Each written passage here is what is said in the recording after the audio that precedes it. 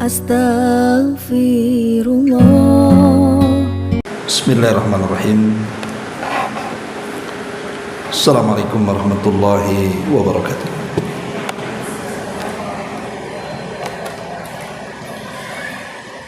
Alhamdulillah wassalatu wassalamu ala rasulillah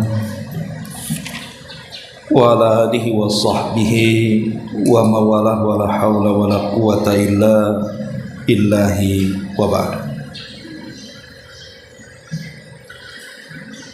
Alhamdulillah, di Ramadan kedua kita masih bisa duduk bertalabul ilmi, melanjutkan kajian kita, membahas kitab Umdatul Ahkam, dan kita sudah masuk pada hadis ke-51, hadis dari Ummul Mukminin Aisyah radhiyallahu anha. Baik, kita baca dulu hadisnya. An Aisyah radhiyallahu anha qalat,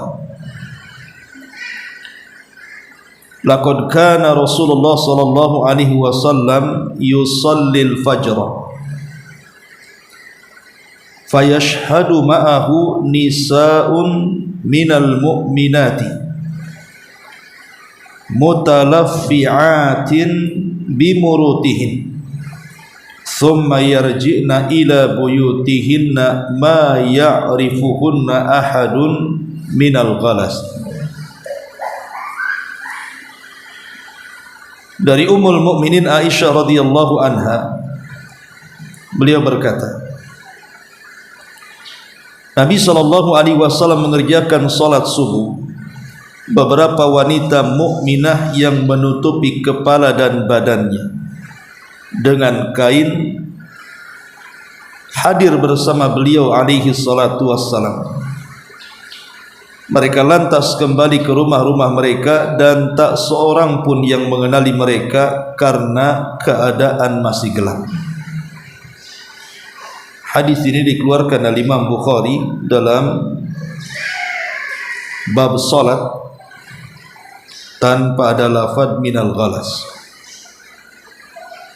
Maksudnya tanpa ada lafaz dari keadaan masih gelap. Dan disebutkan dengan perbedaan lafaz dengan hadis Muslim dalam Al-Masajid.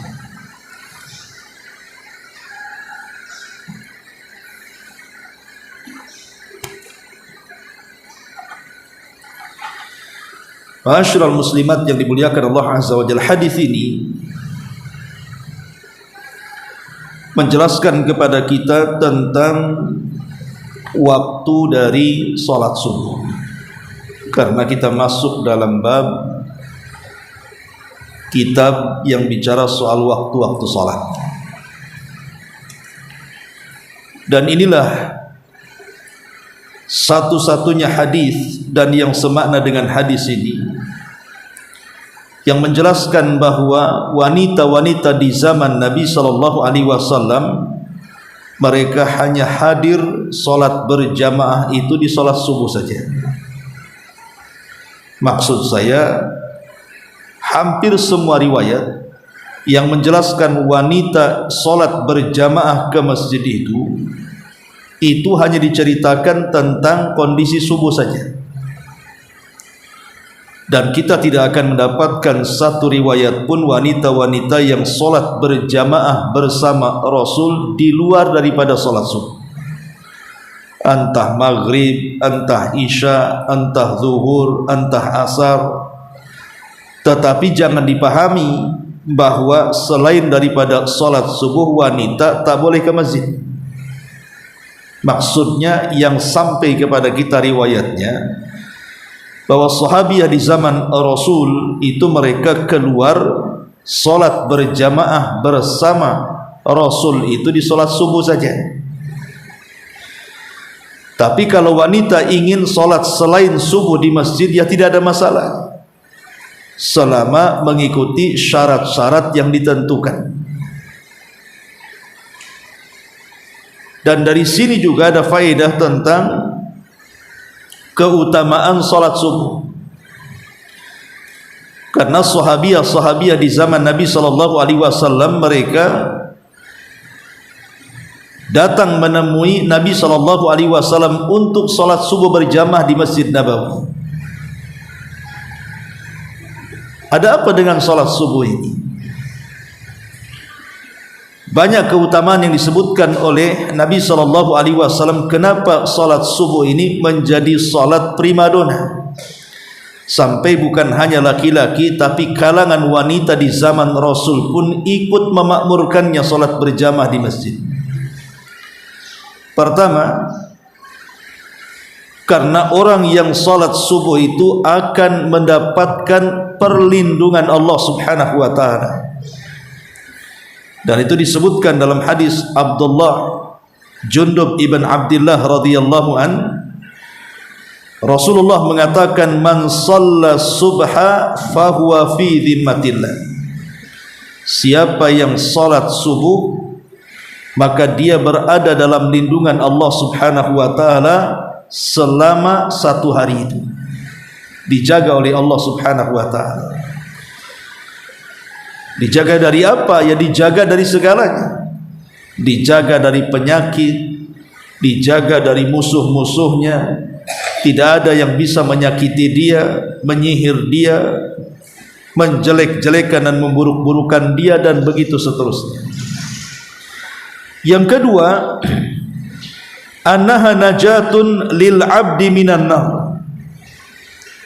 Bahwa salat subuh adalah salat yang bisa menyelamatkan kita dari api neraka. Berdasarkan hadis Ammarah ibn Rubaiyah, Nabi mengatakan, lan yalijin nar ahadun shalla qabla tulu'i syamsi wa qabla ghurubiha.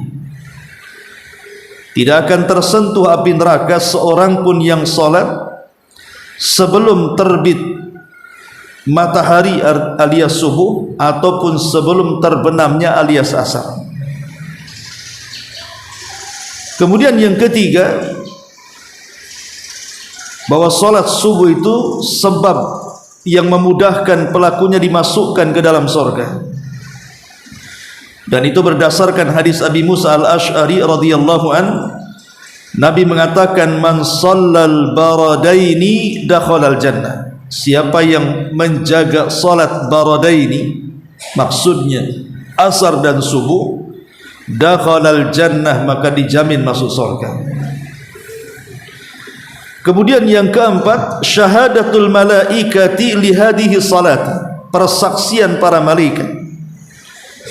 Jadi orang-orang yang salat subuh itu disaksikan oleh para malaikat, sebagaimana disyaratkan dalam surah Al-Isra 78. Inna Qur'anal fajri kana mashhuda. Sesungguhnya bacaan Quran di salat fajar itu disaksikan para malaikat. Makanya sangat dianjurkan untuk dipanjangkan.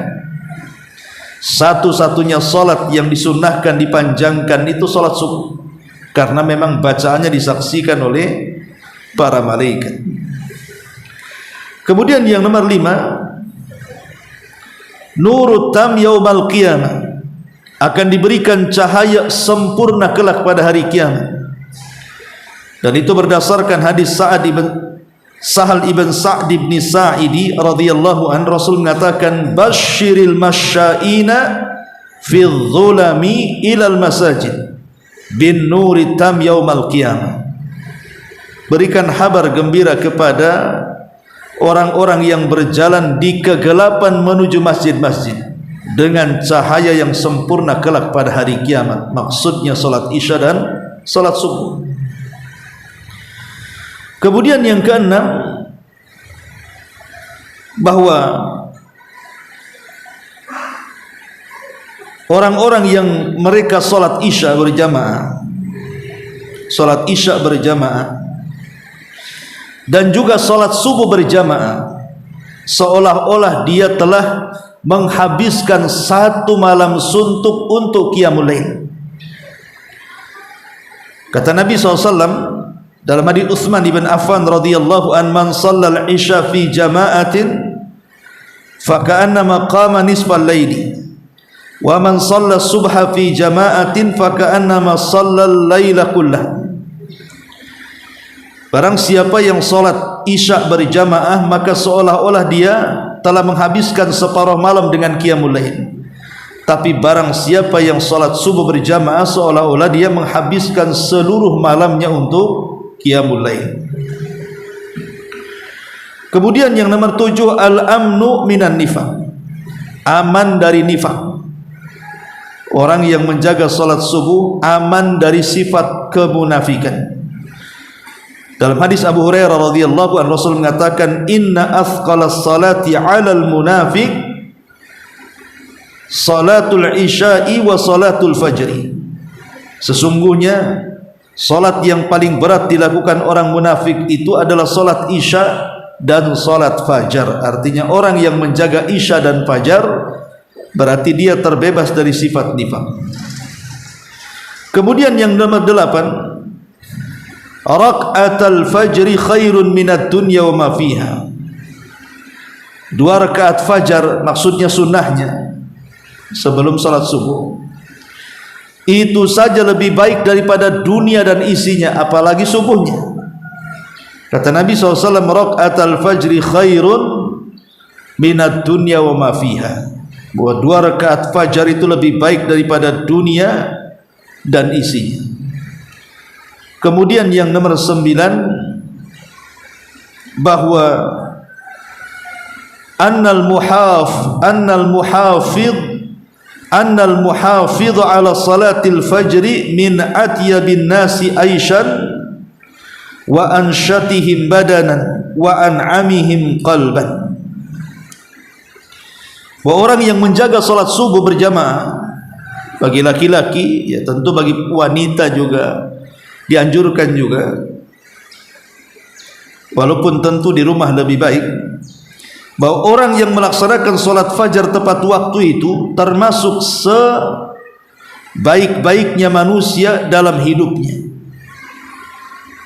Kemudian juga manusia yang paling semangat dalam gerakan hidupnya dan manusia yang paling diberikan nikmat dalam hatinya.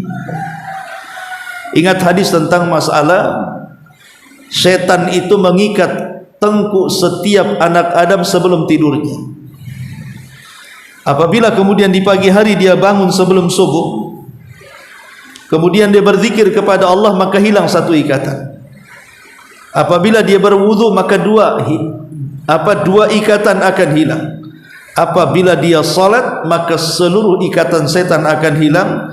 Ketika itu Rasul mengatakan, maka di pagi hari orang yang seperti ini akan menjadi manusia yang paling bersih hatinya dan akan memiliki tujuan hidup dalam satu harinya. Tapi kalau tidak melaksanakan subuh, maka dia terbangun dalam posisi seburuk-buruk hatinya dan akan banyak masalah yang menimpanya tanpa dia tahu dari mana masalah itu akan datang. Dan yang terakhir ini yang paling luar biasa, bahwa salat subuh itu adalah salah satu penyebab kita bisa mendapatkan nikmat Allah terbesar kelak di sorga, ru'yatullahi azza wa jalla, memandang wajah Allah subhanahu wa ta'ala. Dan itu berdasarkan hadis dari Jarir al-Bajali radhiyallahu an. Jadi ketika dia bersama Nabi, kemudian Rasul melihat bulan purnama yang sangat indah. Kemudian Rasul bersabda kepada para sahabat, kalian akan melihat Rabb kalian seperti kita melihat bulan itu, dan kalian tidak akan berdesak-desakan saat melihat Rabb kalian seperti kita melihat bulan. Kemudian di ujung hadis Rasul mengatakan, fa in istata'tum alla taghlibu ala salati qabla tulu'i syamsi wa salati qabla ghurubiha faf'alu. Kemudian Rasul mengatakan, kalau kalian sanggup, jangan terkalahkan untuk melaksanakan salat sebelum munculnya matahari, maksudnya subuh, atau sebelum tenggelamnya, maksudnya asar, maka lakukanlah. Itulah penyebab kalian akan melihat Allah kelak pada hari kiamat. Inilah 10 perkara yang menunjukkan tentang kehebatan salat subuh. Baik, kita masuk kepada hadis ini. Apa faedah hadis ini? Pertama, faedah hadis ini tentang bolehnya wanita datang ke masjid untuk melaksanakan salat jamaah bersama laki-laki selama dia aman dari fitnah. Selama dia aman dari fitnah. Yang kedua, wanita keluar hendaklah keluar dengan menutup semua auratnya. Lihat di sini, Aisyah Ummul Mukminin menjelaskan, fayashhadu ma'ahu nisaun minal mu'minat mutalaffi'ati bimurutihin. Mutalaffi'atin bimurutihin. Beberapa wanita mukminah menutupi kepala dan badannya dengan kain. Maksudnya dengan selimut atau apa yang jelas ditutupi semua badannya. Di sini ada anjuran wanita itu hatta keluar ke masjid saja harus menutup auratnya. Bagaimana kalau seandainya keluar daripada beribadah, artinya ibu jalan ke pasar atau jalan kemana yang tidak ada tujuan ibadah, tentu menutup aurat itu sebuah kewajiban.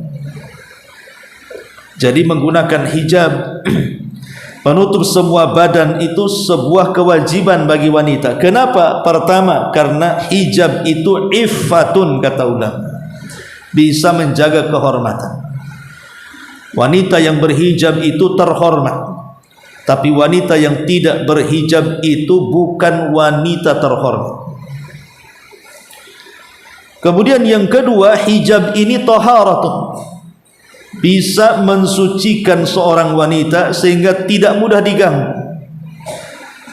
Makanya Allah mengatakan, ya ayyuhan nabi qul li azwajika wa banatika wa nisa'il mu'minin yudnina 'alaihinna min jalabibihin dzalika adna an yu'rafna fala yu'dzaina.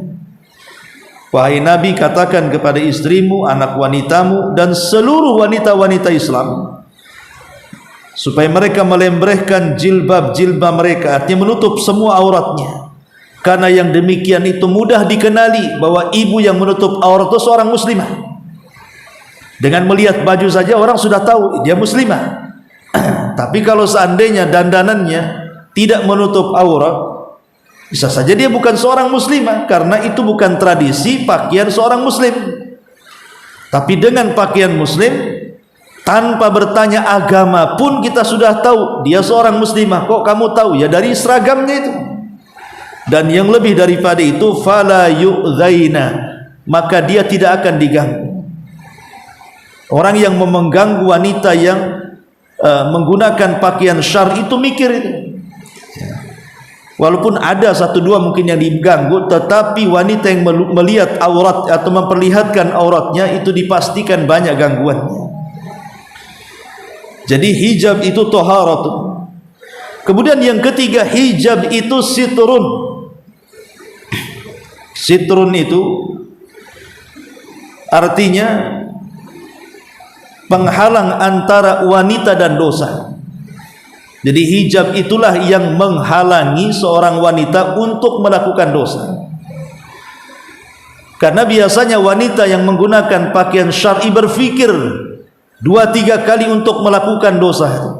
Ya bisa saja terjerumus kepada dosa, tetapi kan minim dibandingkan wanita-wanita yang tidak menutup auratnya. Karena wanita yang menggunakan pakaian syar'i itu ada benteng antara dia dengan maksiat itu. Kemudian juga yang keempat, bahwa hijab itu imanun, itu bukti daripada keimanan. Karena Allah Subhanahu wa taala ketika memerintahkan wanita-wanita untuk berhijab itu dimulai dengan kata-kata iman. Qul lil mu'minati, katakan kepada wanita-wanita yang beriman. Berarti orang yang menggunakan hijab itu, itulah wanita yang beriman.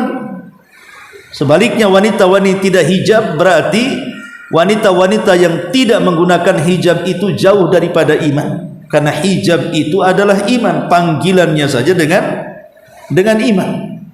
Dan biasanya yang kelima, hijab itu ghirah. Ghirah itu artinya menanamkan kecemburuan. Ghirah itu menanamkan kecemburuan, sehingga timbul rasa malunya. Dan sifat malu itu adalah sifat yang sangat terpuji dalam Islam, karena tidak mendatangkan kecuali kebaikan. Tapi sebaliknya Bu, orang yang tabarruj menampakkan auratnya, maka itu pertama dalam bentuk maksiat kepada Allah dan Rasulnya. Jadi orang yang menampakkan auratnya, mau tidak mau dia sedang bermaksiat kepada Allah dan Rasulnya. Karena hakikatnya orang yang tabarruj menampakkan auratnya itu tidak taat dengan perintah Allah dan tidak taat dengan perintah Nabi. Kata Rasul, setiap umatku pasti masuk surga kecuali yang enggan. Sahabat mengatakan, siapa yang enggan? Maka Rasul mengatakan, siapa yang mentaatiku dia masuk surga, siapa yang bermaksiat kepadaku itulah yang enggan. Maksudnya enggan masuk surga karena dia telah bermaksiat kepada Allah dan Rasulnya. Kemudian yang kedua juga ancamannya adalah akan mendapatkan laknat dan diusir daripada rahmat. Kata Nabi SAW, sayakunu fi akhiri ummati nisa'un kasiyatun ariyatun ru'usuhunna ka asnimatil buhtil ma'ilah il'anuhunna fa innahunna mal'unah. Akan datang di akhir zaman dari umatku wanita-wanita yang berpakaian tapi telanjang, di kepala-kepala mereka seperti punuk-punuk unta yang bergoyang. Maka laknatlah mereka karena mereka wanita-wanita terlaknat. Naudzubillah. Kemudian yang ketiga bahayanya orang yang membuka aurat itu adalah zulmatun yaumal qiyamah, akan menjadikan bagi dia kelak kegelapan pada hari kiamat, tidak akan mendapatkan cahaya. Dan tabarruj juga bagian daripada nifaq. Jadi wanita-wanita munafik adalah wanita-wanita yang mereka menampakkan aurat. Termasuk juga wanita-wanita yang membuka aurat itu hakikatnya dia telah merobek kehormatan sendiri dan telah memburuk-burukan diri sendiri. Dengan membuka aurat itu kan dia sedang merendahkan dirinya. Naudzubillah. Dan hakikatnya juga orang yang menampakkan aurat itu bagian daripada perbuatan fahisyah, mengantarkan kepada zina. Wanita-wanita tabarruj itu mengantarkan kepada perbuatan fahisyah, bahkan lebih daripada itu adalah sunnatun iblisiyatun. Ulama mengatakan sunnahnya iblis. Karena gara-gara iblis menggoda Adam, akhirnya Adam terlucuti pakaiannya sehingga nampak auratnya. Itu yang dikehendaki iblis. Ketika iblis memberikan was-was kepada Adam yang sudah berpakaian dan juga Hawa yang sudah berpakaian menutup auratnya, tiba-tiba iblis tidak suka. Maka merintahkan Adam dan Hawa untuk memakan buah larangan. Akhirnya makan buah larangan, maka seluruh auratnya terbuka karena Allah lucuti pakaian.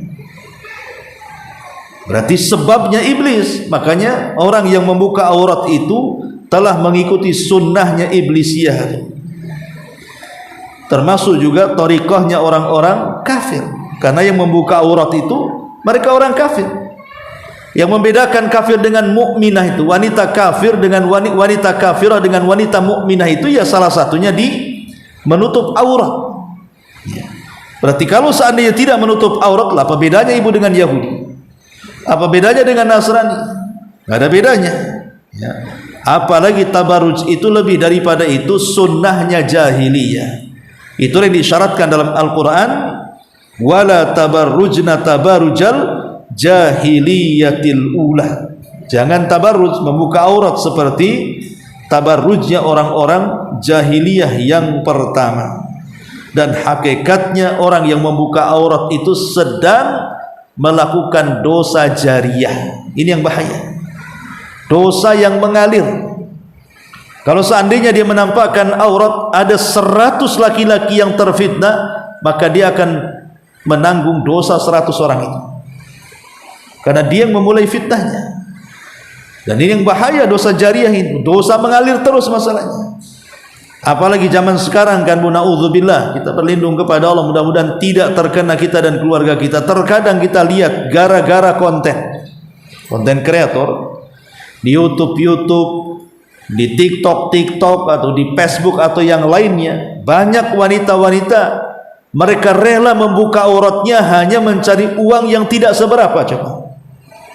Sementara terkadang hasilnya itu tidak bisa dihapus karena sudah di copy paste orang, yang mungkin kalau dia sudah bertobat, mungkin bagi dia akun dia bisa dihapus lah, orang-orang yang sudah mengambil copy paste itu. Apalagi kalau seandainya di copy paste lagi oleh orang lain, entah berapa orang yang menonton. Na'udzubillah, inilah dosa jariahnya. Kita tidak paham kenapa orang tidak punya malu di zaman sekarang, ya. Kok sampai seperti itu, ya.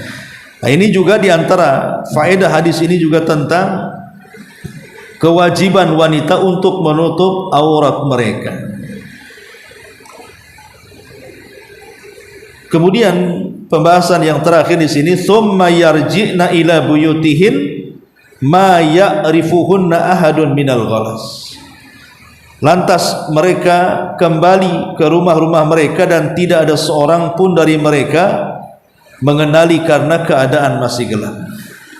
Masyarul muslimat yang dimuliakan Allah Azza wa Jalla, ingat 20 tahun yang silam kalau tidak salah, bahkan lebih, ya. Pernah zaman dulu ada penelitian tentang kapan waktu subuh itu. Bahkan sampai ada yang mengatakan bahwa waktu subuh di Indonesia ini lebih cepat 20 menit atau 25 menit dibandingkan masuk waktunya. Sehingga terjadi polemik besar. Bukan hanya di negeri kita saja, sampai di Saudi. Dan itu ketika Syekh bin Baz rahimahullahu ta'ala menjadi pemimpin Lajnah Daimah ketika itu. Terjadi polemik di antara ada sebagian orang yang menganggap bahwa sholat subuh yang ada di Saudi atau di negeri kita ini belakangan juga sempat terjadi polemik, terlampau kecepatan.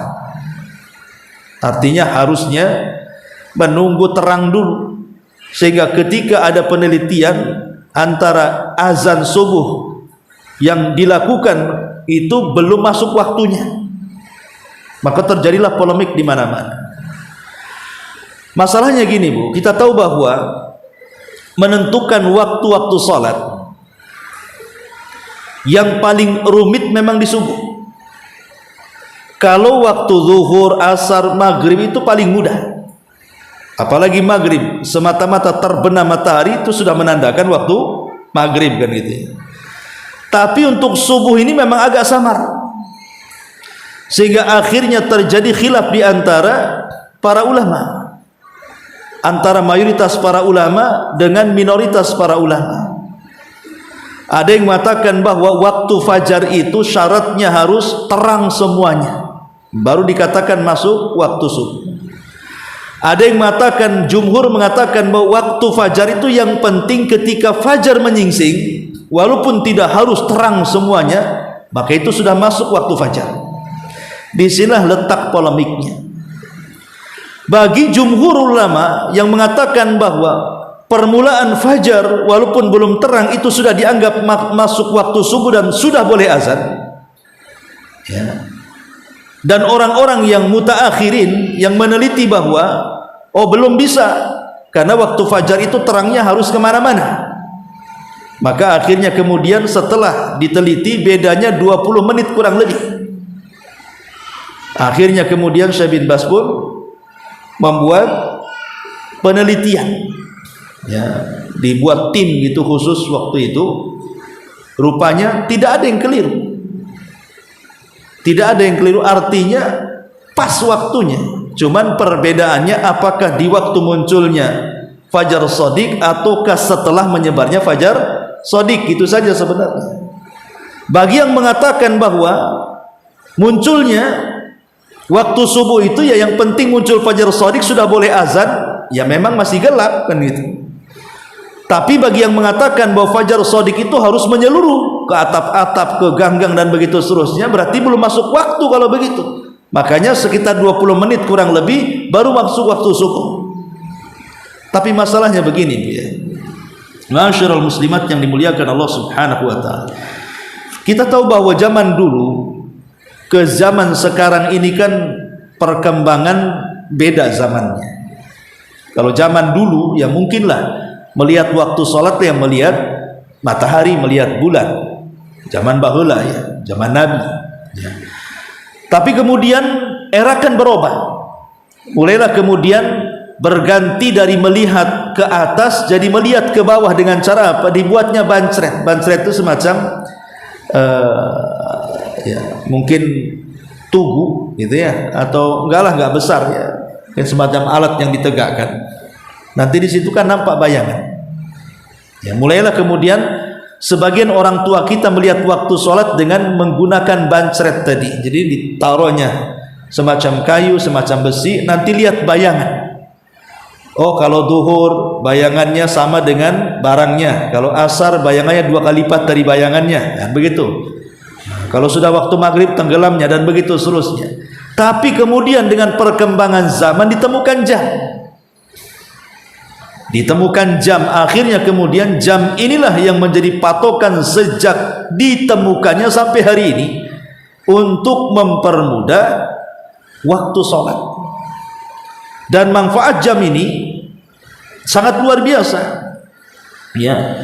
Disebutkan oleh para ulama mutaakhirin bagaimana manfaat jam ini. Pertama, jadi manfaatnya ada jam ini mempermudah menentukan waktu sholat di tengah-tengah perkembangan teknologi yang sudah berkembang dengan banyaknya gedung yang bertingkat sehingga sulit kemudian seseorang itu melihat matahari. Dengan adanya pabrik-pabrik sehingga asap di mana-mana, terkadang asap ini pula menghalangi pandangan kita ke langit ya. Terkadang dengan lampu-lampu di jalan-jalan yang akhirnya lampu-lampu ini menerangkan yang gelap sehingga tidak bisa kita mengatakan ini waktu golas atau enggak golas, karena gimana terang di mana-mana ya. Lah dengan majunya teknologi ini maka ditemukanlah jam. Lah dari sini akhirnya negara-negara Islam baik di timur atau di baratnya mereka menggunakan jam ini sebagai patokan waktu sholat. Dan masing-masing negara dengan alat canggih yang Allah anugerahkan kepada masing-masing negara akhirnya menentukanlah dengan jam ini, oh kalau zuhur jam sekian, kalau asar jam sekian, maghrib jam sekian, isya jam sekian, subuh jam sekian, dan begitu seterusnya. Inilah yang kemudian menjadi polemik di waktu subuh gara-gara jam ini. Kalau yang lain tidak ada masalah, tapi khusus waktu subuh inilah yang kemudian ada yang mengatakan kecepatan karena masih gelap ya. Ada yang mengatakan sudah pas waktunya karena sudah muncul fajar shadiq. Lah polemik kembali kepada yang tadi saya jelaskan, itu karena ada perbedaan saat memahami apa makna fajar shadiq tadi. Kalau mayoritas ulama semata-mata kemudian melihat fajar shadiq saja sudah boleh waktu subuh. Tapi ada yang mengatakan oh tidak, fajar shadiq itu harus menyeluruh baru masuk waktu subuh. Tapi jumhurlah mengatakan tidak, semata-mata sudah ada fajar shadiq saja walaupun masih gelap maka sudah masuk waktu subuh sehingga tidak ada masalah. Apalagi kemudian kita tahu bahwa yang menentukan ini subuh, ini asar, ini maghrib itu adalah pemerintah. Maka sebaiknya kita lebih mengikuti pemerintah karena memang mayoritas para ulama tidak ada yang mengingkari tentang soal waktu-waktu sholat. Kebanyakan ulama, maksudnya mutaakhirin, tidak banyak mengingkari tentang waktu-waktu sholat yang ditentukan dengan pemerintah. Baik pemerintah yang ada di Saudi atau pemerintah yang ada di negeri kita, kan tidak ada. Hanya beberapa gelintir yang kemudian mereka datang berusaha kemudian melakukan penelitian, kemudian mengatakan bahwa jam waktu subuh yang ditentukan pemerintah belum masuk. Akhirnya kemudian harus ditambah sekitar 20 sampai 25 menit lagi. Ya, wallahu alam, ya kalau mungkin dilakukan di pondok-pondok pesantren ya mungkin bisa. Ya, mungkin nunggu waktu terang gitu ya. Karena kan anak-anak santri bisa disetel oleh pesantren. Tapi kalau untuk masyarakat kan sulit. Nanti ada 2 jamaah jadinya. Nanti akan terjadi perselisihan di tengah-tengah masyarakat. Maka sebaiknya hal yang sudah disepakati pemerintah itu lebih diutamakan dibandingkan menyelisih supaya tidak terjadi perpecahan. Karena fatwa ulama pun walaupun masih gelap, yang penting sudah muncul fajar shadiq, itu sudah dianggap sah, dan itu Rasulullah mengatakan seperti itu, sehingga tidak perlu jadi polemik lagi. Karena ini sempat jadi polemik juga di negeri kita soal waktu sholat subuh itu. Wallahu alam. Ini diantara faedah dari hadis 51. Taib, sampai di sini saja. Sebelum saya tutup, silakan kalau ada yang bertanya.